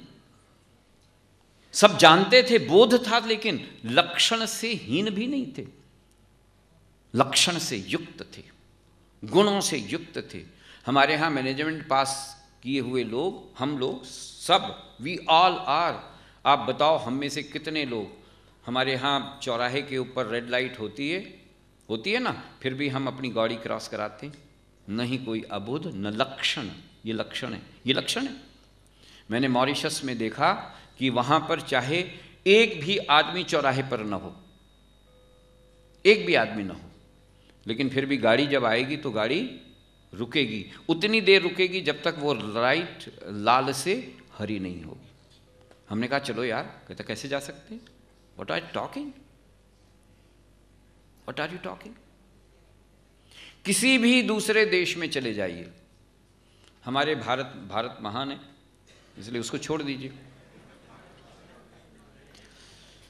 किसी भी दूसरे देश में चले जाइए, यहां तक कि श्रीलंका में चले जाइए, वहां पर डिसिप्लिन, नहीं कोई अबुध। हम पढ़े लिखे हैं, मैनेजमेंट का हमने क्या क्या कर रखा है, सीईओ वगैरह हैं, सीएफओ हैं, पढ़े लिखे हैं खूब अच्छी तरीके से, लेकिन उसके बावजूद भी जहां पे बोध का सवाल आता है, चलो ना यार, अरे चलो चलो देर हो जाएगी, यू जस्ट क्रॉस।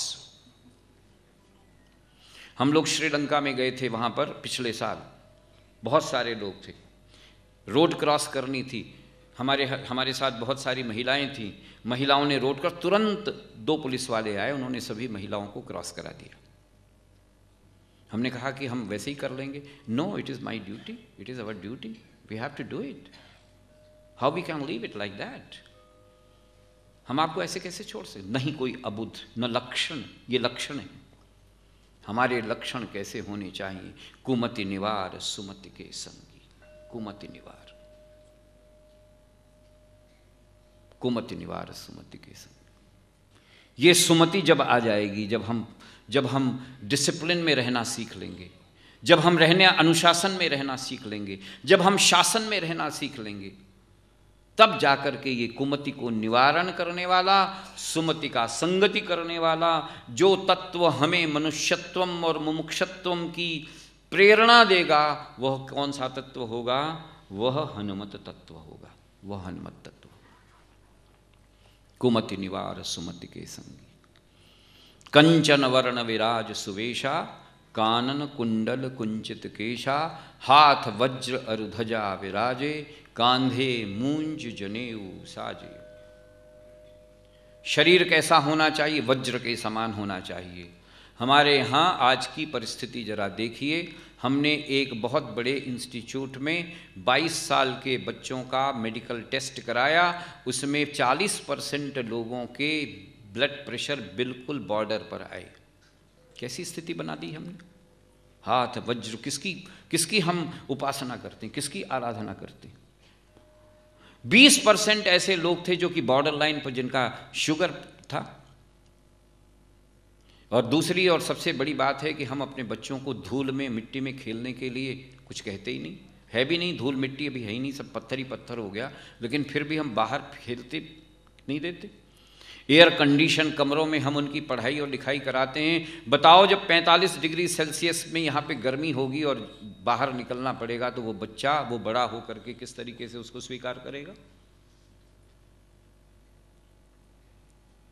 तैयारी नहीं करनी चाहिए। इसलिए दूसरे और अन्य समाज में, दूसरे और अन्य देशों में बच्चों को ले जाकर के प्रतिकूल वातावरण में उनको तैयार किया जाता है। हमारे यहाँ इतनी अनुकूलता है कि बच्चों को जब किसी स्कूल में एडमिशन के लिए जाते हैं तो पूछते हैं कि यहाँ पर साहब एयर कंडीशन है? हाँ साहब एयर कंडीशन है। अच्छा वाला एयर कंडीशन है? हाँ। तो फिर मुझसे पूछा जाता है कि बताओ ये सरफेस का यहाँ पे टेम्परेचर और रूफ का टेम्परेचर क्या होगा? बताओ, उसमें बच्चा पढ़ेगा। What will be temperature of the surface? एक पेरेंट ने पूछा What will be the temperature of the surface, यानी फर्श का टेम्परेचर कितना होगा और उसके बाद रूफ का टेम्परेचर कितना होगा। बहुत ज़्यादा वेरिएशन तो नहीं होता है, नहीं तो बच्चे को जुकाम हो जाता है। Now with this we are creating the young generation. With this amount the young generation will go and face the challenges of the modern India. इस दृष्टि से हमारा देश भारत की चुनौती को स्वीकार करने वाला है। अपने आप से प्रश्न पूछे। कुमति निवार सुमति के संगी, कंचन वर्ण विराज सुवेशा। शरीर तो ऐसा होना चाहिए तांबे की तरीके से, कंचन की वर्ण से तपा हुआ, तपस्या से रत शरीर। इसलिए हमारे यहाँ ब्रह्मचर्य आश्रम में, गुरुकुल में भेज देते थे, जाओ जंगल में, और जंगल की जितनी भी प्रतिकूलताएं उसका सामना करके अपने शरीर को, अपने मन को, अपने चित्त को और अपनी बुद्धि को पूरी तरीके से परिष्कृत करके फिर आना, गृहस्थ जन्म में प्रवेश करना और एक नए समाज की रचना करना। है कोई ऐसा कर सकते हैं? करना चाहिए या नहीं करना चाहिए? कैसी संतान, कैसा जनरेशन हम पैदा करने की स्थिति में? व्हाट वी वांट एक्चुअली, हमने क्या सोच रखा है? हम ये तो सोच लें। What we have decided. 56% जनसंख्या इस देश की यवान है। 35 साल से कम के लोग हैं। 50 साल आपके पास हैं जिसमें कि आप अपने देश की ठीक ढंग से उन्नति कर सकते हो। 50 साल के बाद यहाँ पर कम से कम 80 करोड़ लोग बुढ़े हो जाएंगे और उसके बाद ये देश एजिंग की तरफ चला जाएगा। सोचना चाहिए इस विषय के ऊपर। You have only 20 to 50 years where you can change the shape of the country, face of the country. देश के चित्त को, देश के चरित्र को, देश के चेहरे को, देश की चाल को समझने के लिए और बदलने के लिए केवल आपके पास 25 से 30 साल है। उसके बाद ये जो 56% पॉपुलेशन है, जो ये 60-70 करोड़ लोग हैं, ये सब के सब बुढ़े होने लगेंगे, हमारे जैसे हो जाएंगे। फिर इनके द्वारा इनसे काम नहीं होगा। हम तो फिर भी कुछ काम करने की स्थिति में हैं, लेकिन जिस तरीके से हम इनको बड़ा कर रहे हैं, ये काम करने की स्थिति में भी नहीं हो जाएंगे। और इसलिए उस समय देश की परिस्थिति क्या होगी, आप खुद इसका अंदाजा लगा लें। कुमति निवार सुमति के संगी, कंचन वर्ण विराज सुवेशा, कानन कुंडल कुंचित केशा, हाथ वज्र अरुध्वजा विराजे, कांधे मूंज जनेऊ साजे। मुंज की जनेऊ जिसके शरीर पर है, यज्ञोपवीत, यज्ञ ही जिसका उपवीत है। हमारे यहाँ यज्ञ शब्द बहुत अच्छा है। यज्ञ क्या है? सह यज्ञा प्रजा सृष्ट्वा पुरोवाच प्रजापति। ये संपूर्ण की संपूर्ण सृष्टि कैसी है? यज्ञमय है। कुछ हो रहा है, पूरी की पूरी सृष्टि यज्ञमय है। भगवान भी कहते हैं कि तुम्हें अगर अपने जीवन को ठीक ढंग से निर्वाह करना है तो अपने संपूर्ण जीवन को क्या बना दो? यज्ञमय बना दो। आचार्य बैठता है आसन पर, यजमान को कहता है यजमान जी बैठो, और उसके बाद आहुति दो। ओम प्रजापते स्वाहा इदम प्रजापते इदम न मम। ओम अग्नये स्वाहा इदम अग्नये इदम न मम। ओम इंद्राय स्वाहा इदम इंद्राय इदम न मम। यज्ञ में जीवन ये होता है जो दूसरे के लिए हो। यज्ञ करो, संपूर्ण जीवन यज्ञ में बन जाए। और इस यज्ञ में जीवन बनने के लिए ही हम क्या करते थे? हमारे षोडश संस्कार में 9 वर्ष की अवस्था में, 11 वर्ष की अवस्था में हम बालक का ब्रह्मचारी बनाने के लिए उसका यज्ञोपवीत करते थे और उसको कहते थे अब आज से तुम बड़े हो रहे हो, तुम्हारा जीवन कैसा बनना चाहिए? यज्ञ बनना चाहिए। तुम कपड़े तो पहनोगे लेकिन यज्ञ तुम्हारा उपवीत हो जाएगा। उपवीत, यज्ञ ही जिसका धारण करने वाला उपवीत है, वस्त्र है, उपवीत। यज्ञ होना चाहिए। केवल आहुति देना यज्ञ नहीं है, लेकिन आहुति देने की जो व्यवस्था है वो यज्ञ है। जब हम यज्ञ के आसन पर बैठते हैं और उसके बाद आचार्य कहता है कि चलो आप गोमुख से बैठो, यहाँ पर गोमुख से ये गोमुखी बनाओ और उसके बाद हविष्य को प्रदान करो यज्ञ को। यज्ञ अग्नि प्रज्वलित होती है और अग्नि प्रज्वलित होने के बाद हविष्य उसके हाथ में दिया जाता है। तो आचार्य कहता है बताओ मृगी की बनाओ और मृगी बना करके यज्ञ करो। तो ये जो हमारी 4 उंगलियां हैं जो कि बराबर कभी नहीं होती हैं, उसको हम बराबर ले आते हैं। ये हमारी मध्यमा सबसे बड़ी है, कहते हैं जरा इसको छोटी कर लो। यज्ञ के आसन पर अगर बैठे हो तो छोटे हो करके, विनम्र हो करके बैठना। तो मध्यमा क्या हो जाती है? छोटी हो जाती है। और अनामिका के साथ जोड़ लेना। यज्ञ के आसन पर बैठे हो तो अनाम हो करके बैठना, नाम के लिए मत बैठना, पत्थर लगे इसके लिए मत बैठना। यज्ञ के आसन पर हैं तो मध्यमा छोटी होकर के आती है और अनामिका अनाम हो जाती है। अंगूठा साथ में होता है। ये तुम्हारे अस्तित्व का और तुम्हारे व्यक्तित्व का प्रतीक है। आप किसी भी डॉक्यूमेंट में जब जाते हैं, जब कोई भी डॉक्यूमेंट आप साइन करते हैं तो उसके बाद आपका क्या लगाया जाता है? उसमें अंगूठा लगाया जाता है।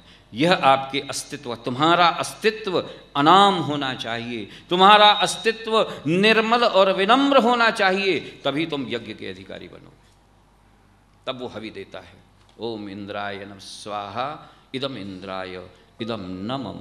ओम प्रजापतये स्वाहा इदम प्रजापतये इदम न मम। ओम राजाय स्वाहा सूर्याय स्वाहा इदम सूर्याय इदम न मम। करते हैं या नहीं करते? यज्ञ के पीछे का जो वैज्ञानिक भाव है, वैज्ञानिक सोच है, उसको समझना चाहिए। गीता में संपूर्ण यज्ञ की सृष्टि की। यज्ञ यानी सेवामय जीवन बन जाए। हमारा जीवन संपूर्ण रूप से सेवामय हो जाए, हमारा जीवन संपूर्ण रूप से पवित्र हो जाए, हमारा जीवन संपूर्ण रूप से आदर्श हो जाए। ऐसे यज्ञ में जीवन की कल्पना हमारे यहाँ, हमारे देश की संस्कृति में, हमारे देश के संस्कार में की गई। इसलिए हनुमान जी के जो स्वरूप का दर्शन कराया गया उसमें क्या कहा? कांधे मुंज जनेऊ। कांधे के ऊपर जनेऊ है। 3 प्रकार के ऋणों को हमें बताता है। जब हम जनेऊ धारण करते हैं तो निरंतर हमें 3 प्रकार के, यू आर इन डेट। तुम क्या हो? ऋणी हो। किसके हो? इस संसार के ऋणी हो। तुम ऋणी हो अपने माता पिता के, क्योंकि तुमने उनको शरीर दिया है। हमारे बच्चे आजकल कहते हैं कि चलो मैं तो I am independent, I will do on my own. तो तुम कहाँ से पैदा हो गए भाई? किस दुकान से इस शरीर को खरीद के लाए थे? ये शरीर दिया है अगर तुम्हारे माता पिता ने, तो तुम्हारे उन माता पिता के प्रति कोई कर्तव्य नहीं होता? कौन सी दुकान से तुमने ये शरीर खरीदा जो तुम कह रहे हो I am on my own, I am nothing to do with my parents, and that too with American accent?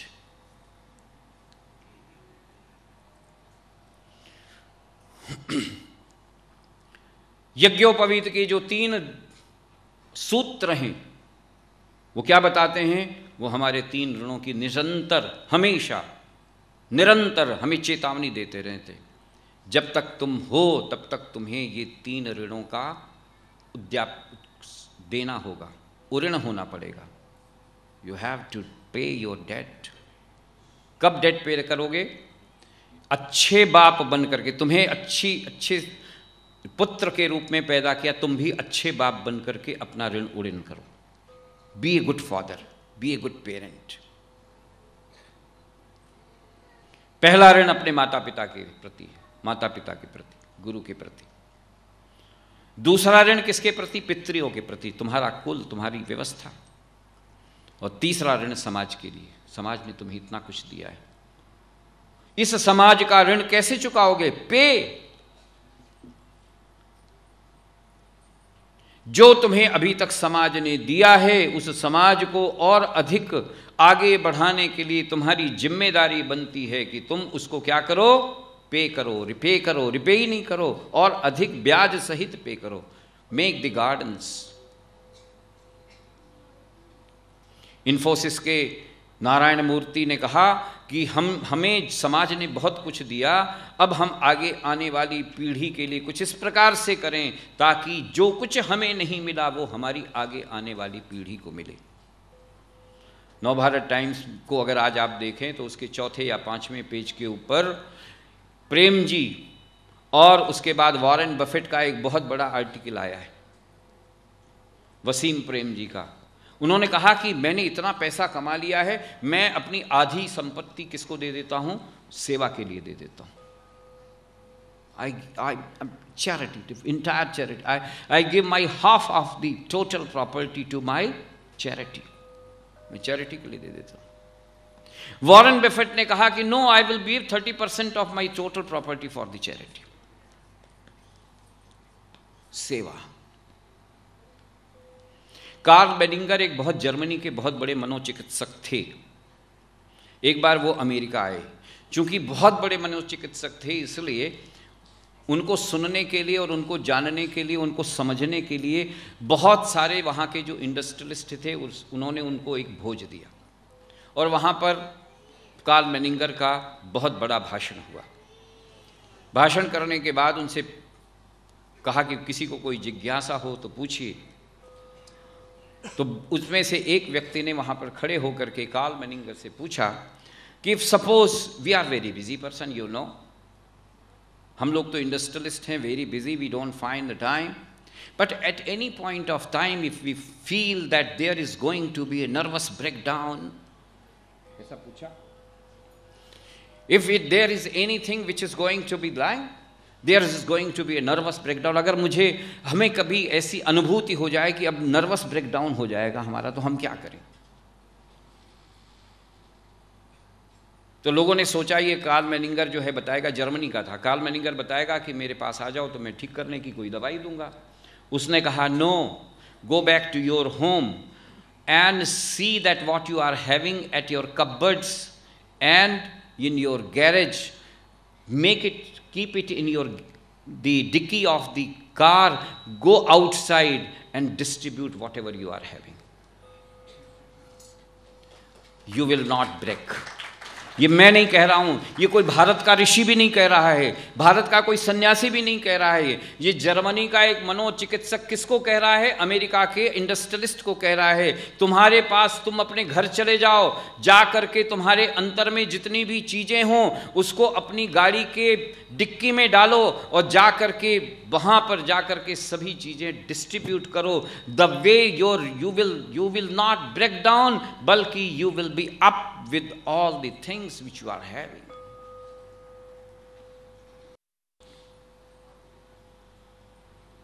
कांधे मूंज हमारे हमेशा हमें याद दिलाता रहता है। भगवान श्री हनुमान जी के कंधे पर मुंज हैं। हम लोगों के संस्कार में भी हमारे पास भी 8-9 वर्ष की अवस्था में हमें यज्ञोपवीत उपवीत पहनाया जाता था और उस उपवीत का एक ही संदेश होता था, देखो तुम संसार में आए हो, संसार में तुम्हारे पर ये जो ऋण हैं, अपनी पूरी योग्यता और पूरी क्षमता और पूरी पात्रता के आधार पर इस संसार में जाने से पहले अपने ऋण को चुका करके जाना, तब तुम्हारा जीवन क्या हो जाएगा, सार्थक हो जाएगा और तुम हनुमान के अत्यंत अनुग्रहित अनुयायी बनकर के उठोगे, अनुयायी बनकर के उठो। कांधे मूंज जनेऊ साजे, ये भाव है हनुमान चालीसा के। यज्ञमय जीवन बने, हमारा उपवीत यज्ञोपवीत, यज्ञ ही जिसका उपवीत बन जाए, यज्ञ ही जिसका उपवीत बन जाए। एक पुरानी कथा, बिल्कुल सही कहानी सुनाता हूं। 1976-80 में जिमी कार्टर कहाँ के प्रेसिडेंट बने, अमेरिका के राष्ट्रपति बने। गैरी फोर्ड को हराया था। सफल राष्ट्रपति के रूप में उनकी एक छवि पूरे विश्व में थी, great admirer of India. Jimmy Carter राष्ट्रपति बने, लेकिन चूंकि उस समय ईरान में कोई होस्टेज क्राइसिस हो गई थी या कुछ ऐसा कुछ हो गया। 1981 में जब नए चुनाव हुए और उनके सामने रोनाल्ड रीगन खड़े हो गए, तो ऐसा लगता था कि जिमी कार्टर को हराना बहुत मुश्किल है। सब लोगों ने प्रिडिक्ट किया था, पूरे विश्व के सभी समाचार पत्रों ने और सभी प्रकार की स्थितियों में, कि Jimmy Carter is coming as for the second time in America with thumping majority.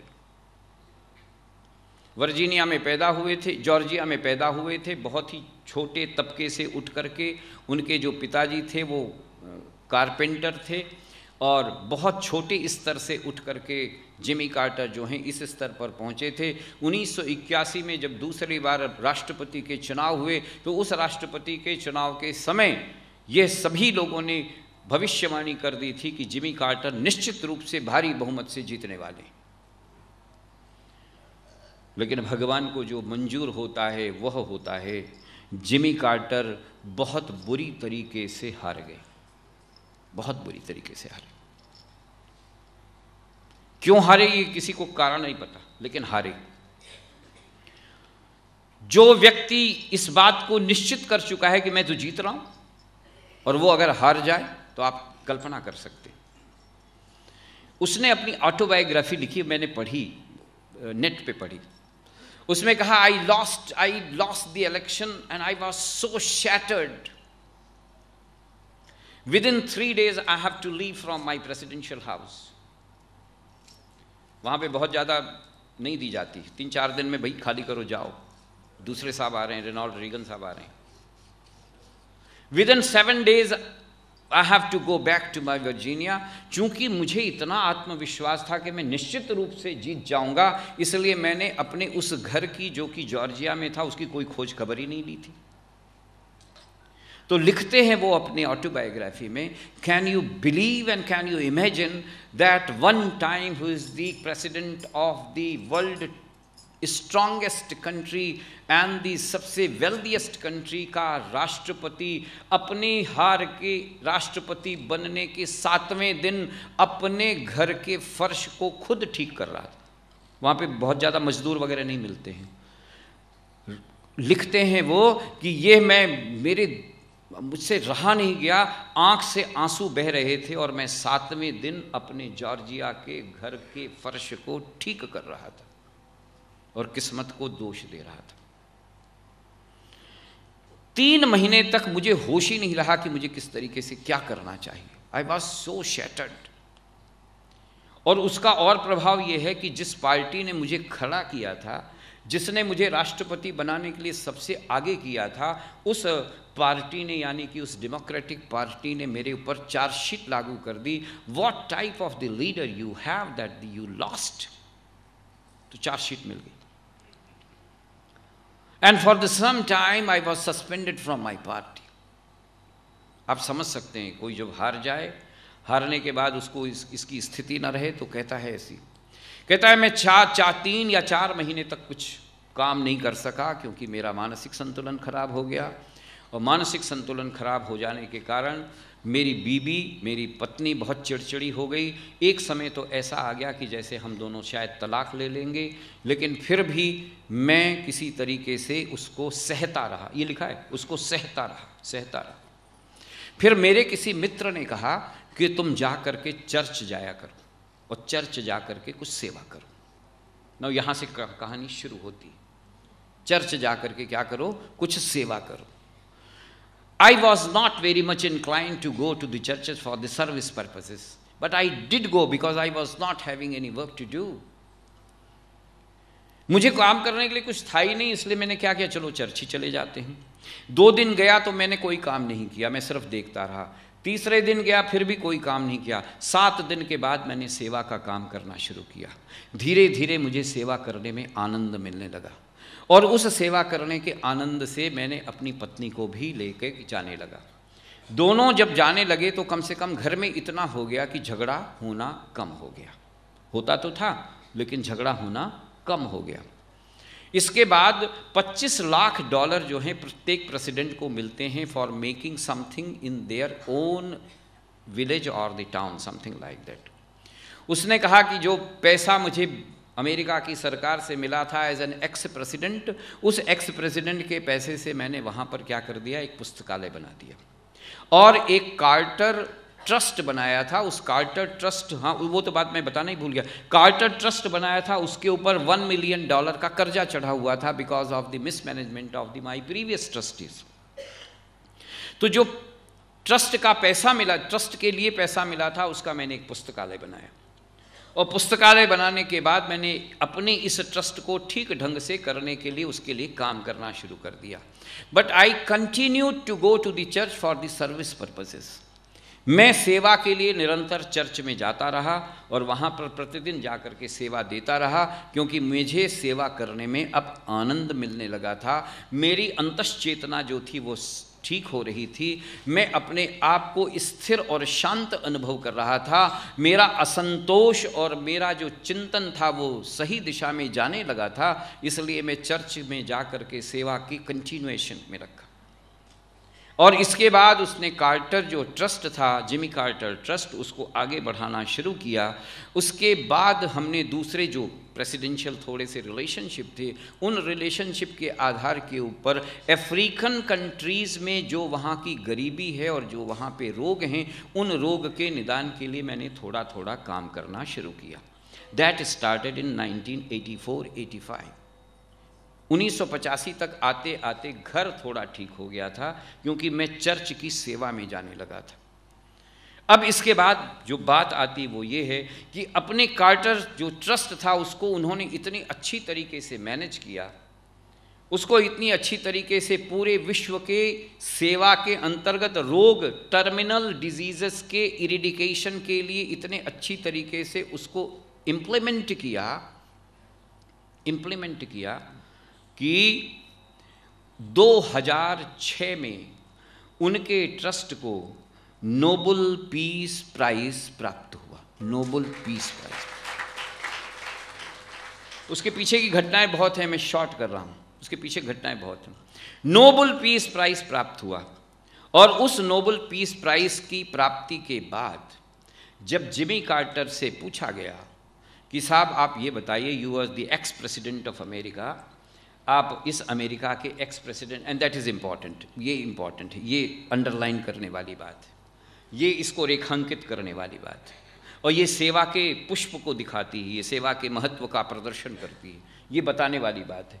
जब उससे पूछा गया जिमी कार्टर से कि साहब आपको तो नोबेल पीस प्राइज़ मिल गया है, नोबेल का शांतिमय पुरस्कार मिल गया है, जो कि बहुत कम लोगों को मिलता है, अब आज की स्थिति में यदि आपको अमेरिका का राष्ट्रपति बना दिया जाए, you can be, because you are the ex president, अगर आज आपको अमेरिका का राष्ट्रपति बनाया दिया जाए और उसका प्रस्ताव हो, सब लोग आ जाएं, डेमोक्रेटिक रिपब्लिक सब लोग आ जाएं, और आपसे कहें जिमी कार्टर साहब, since you have achieved this particular milestone, आपने इस माइलस्टोन को प्राप्त कर लिया है और अब आप सबसे अच्छे सफल रूप में हमारा क्या कर सकते हैं, हमारा मार्गदर्शन कर सकते हैं, हमारा प्रशासन कर सकते हैं, हमारा प्रबंधन कर सकते हैं, विश्व को सही राह दिखा सकते हैं। आपको अगर रिपब्लिकन और डेमोक्रेट दोनों मिल करके कहें कि अब आप फिर से एक बार अमेरिका के राष्ट्रपति बन करके अमेरिका के राज्य का संचालन करिए और विश्व की में अपनी भूमिका को अदा करिए, तो आप क्या कहेंगे? अब जो जवाब है वो सुनने लायक है। जिमी कार्टर ने कहा, उस समय वो 80 बरस के थे, अभी भी 80 बरस के थे। उन्होंने कहा, अगर संपूर्ण विश्व को एक देश के रूप में परिवर्तित कर दिया जाए, the whole of the country 176 nations, if they are combined together, और उसके बाद उस कंबाइंड स्टेट का भी मुझे प्रेसिडेंट बनने के लिए प्रस्ताव आए तो मैं मना कर दूंगा, क्योंकि मुझे सेवा में ईश्वरीय आनंद मिलता है।